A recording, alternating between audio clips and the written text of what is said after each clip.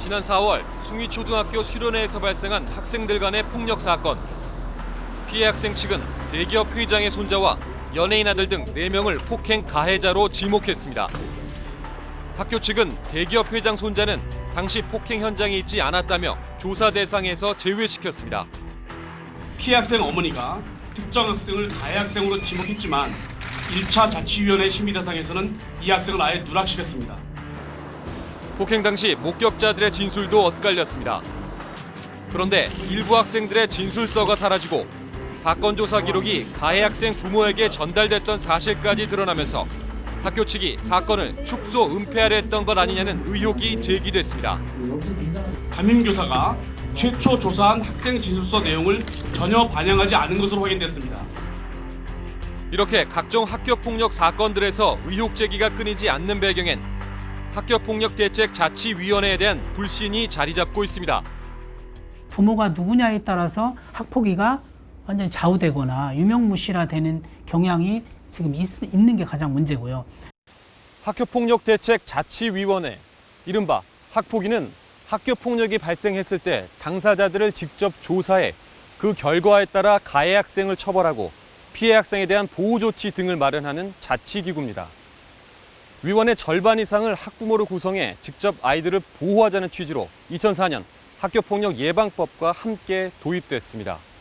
하지만 숭이초등학교 사례에서처럼 학폭위 운영에 대한 공정성 논란은 끊이지 않고 있습니다.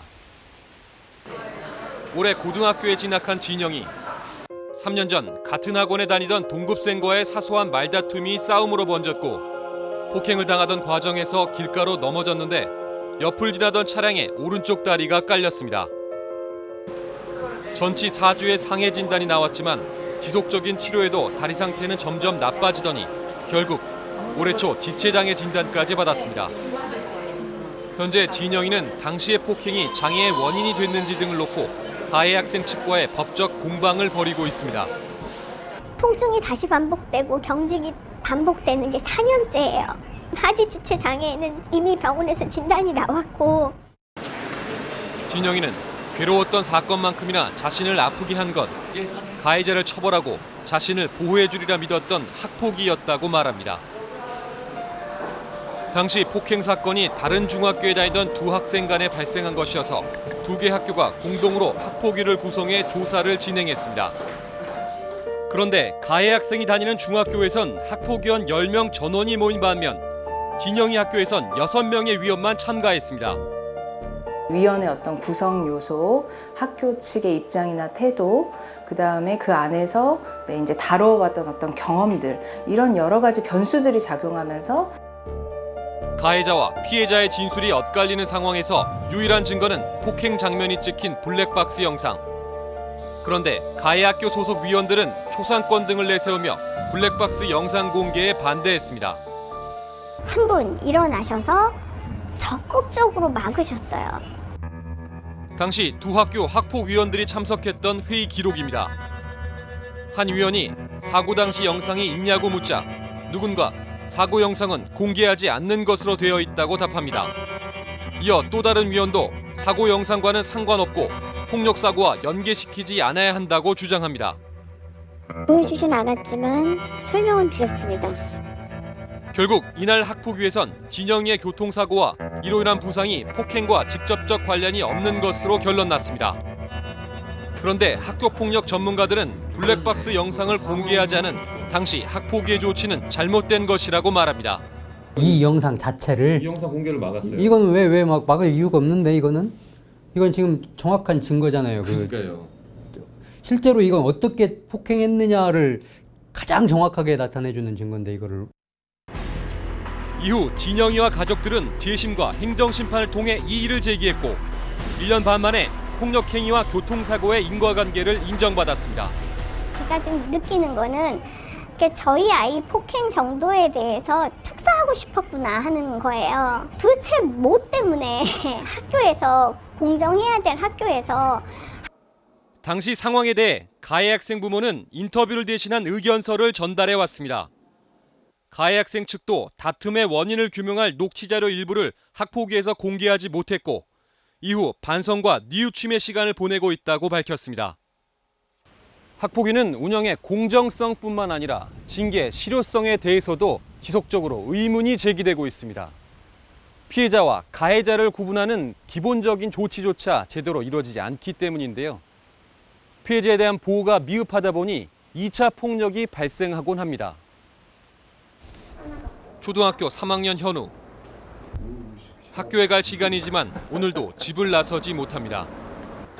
지난 4월 현우는 같은 반 친구 몇 명으로부터 괴롭힘을 당했습니다. 숙제를 가졌어. 다도 때리고 여자 화장실에 끌고 가가지고 때렸어. 사건 당시 소집된 학폭위는 가해 학생들의 행위를 신체적 폭력으로 인정했지만 결정된 징계는 서면 사과와 접촉 금지, 교내 봉사활동. 9단계로 구분된 처벌 수위 가운데 1에서 3단계에 해당하는 낮은 수준의 징계였습니다. 현우의 부모가 반발하자 학교 측은 아이를 잘 보살피겠다며 이 정도 선에서 마무리하자고 설득했습니다. 재심을 청구하려고 했어요. 그랬더니 학교에서 하는 말이 내가 전담 마크 하겠다, 담임도. 하지만 현우의 또 다른 고통이 그때부터 시작됐습니다. 현우 때문에 처벌을 받았다고 생각한 가해 학생들이 이번엔 현우를 집단적으로 따돌렸다고 합니다. 옆에 와서 재수없어 없는 X라고 하면서 내 물건을 툭툭 치고 갔어. 10번 정도 돼. 팽이놀이를 하면 갱스게 왜 X를 끼워주냐고 하고 다른 아이들에게도 하고 놀지 말라고 했어. 학폭위 결정 이후 왕따를 겪는 과정에서 현우의 마음은 조금씩 병들어갔고 우울증과 적응장애 진단까지 받게 됐습니다. 언니랑 같은 반 학생입니다. 뭐가 끼워주지 말라고 쟤랑 놀면 안 된다고 무시하고 욕도 했었습니다. X랑 놀지 말라고 팽이도 안 끼워주고 그런 걸 봤습니다. 현우의 아버지는 학폭위가 진심 어린 반성과 화해 과정은 생략한 채 처벌에 따른 보복만 유발했다며 울분을 토합니다. 학교에서 담임, 교장, 교감이 중재 역할을 제대로 했으면은 분쟁이 일어날 일도 없는데 빠락질만 받고 더 2차적으로 더 피해만 보고 있는 거예요. 더 이상 학교를 믿지 못하게 된 현우네는 관할 교육청에 민원을 제기했고 현재 해당 학교에 대한 감사가 진행 중입니다. 하지만 학교 측은 관리 부실의 책임을 인정할 수 없다는 입장입니다. 어디선가는 의도적이지 않은 그런 접촉들은 저희가 도저히 어떤 막을 수 있는 물리적인 방법은 사실 없습니다. 끔찍했던 당시 기억을 서서히 잊어가던 진영이는 최근 또 한 번의 아픔을 겪었습니다. 3년 전 자신을 때렸던 가해 학생이 고등학생이 된 뒤 모 기관의 학교폭력 예방 캠페인 학생 모델로 선발됐기 때문입니다. 죽겠다고 울고 나중에 진짜 목소리가 안 나올 때까지 꺽꺽거리고 있으니까. 학교폭력 가해자가 어떻게 학교폭력 예방 모델이 될 수 있었던 걸까? 학교폭력 예방법에 따라 학폭위 징계 조치는 전부 학교생활기록부에 기록됩니다. 하지만 경징계에 해당하는 1호와 2호, 3호와 7호의 경우 학교 졸업과 동시에 학생부 기록에서 삭제됩니다. 나머지 징계는 심의를 거쳐 졸업 당시 삭제 여부가 결정되고 가장 높은 단계 징계인 퇴학만 학생부 기록에 영구 보존됩니다. 진영이를 폭행했던 가해 학생은 당시 4호와 5호에 해당하는 징계를 받았습니다. 하지만 법적으로 본인과 보호자 외에는 졸업한 학교의 학생부를 열람할 수 없어 진학한 고등학교에서도 폭행 전력이 있었는지 확인할 수 없었습니다. 학교에서 이제 선발을 해준 거예요. 범죄 경력을 조회를 할 수는 없잖아요. 그게 개인정보기 때문에. 네네. 이거는 법으로 이제 제한이 돼 있어요. 학생부에 남은 학폭위 징계 기록 때문에 대학 진학까지 포기하는 경우도 있습니다. 고3 수험생 정은이. 4인방 단짝 친구들 간의 사소한 감정 싸움이 따돌림으로 번졌고 급기야 서로를 학폭위에 신고하게 됐습니다. 처음에는 믿기 싫었어요. 교실에서 있는 것도 답답하고 힘겹고 학교 가는 게 너무 힘든 거예요.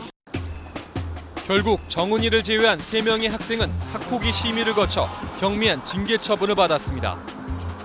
징계 기록이 남게 된 3명의 친구들은 학생부가 반영되는 올해 대입 수시 전형을 포기할 수밖에 없는 상황이 됐습니다. 정은이 역시 학폭위 과정에서 친구들과 공방을 벌이며 극심한 스트레스를 받았고 이 때문에 수능 준비도 거의 할 수 없었습니다. 4명 모두 정상적 대입 준비를 못하고 있는 것입니다.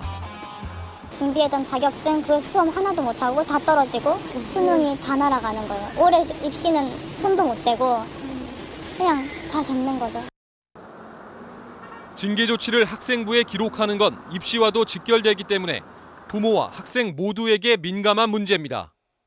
혹시 그것이 문제될까봐 부모들 입장에서는 그러고 특히 이제 고등학교가 이제 심각한 거죠. 중학생도 이제 뭐 상급학교 갈 때 약간 문제가 될 수 있고요.